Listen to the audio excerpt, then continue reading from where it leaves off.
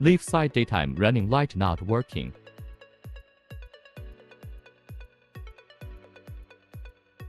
Remove the daytime running light module.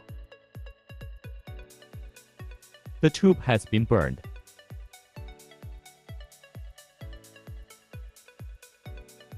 The LED has been burned too.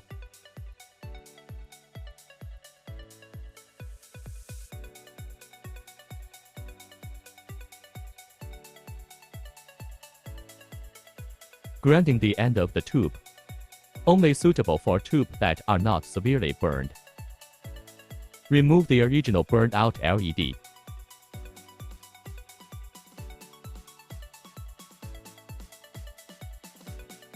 Soldering brand new LED.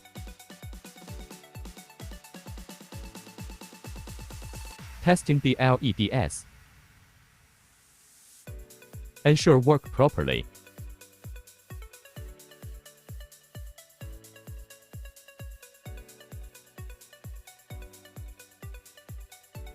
Install the tube and LED board.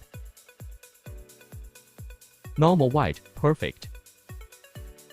Now we can install daytime running light back to the headlight.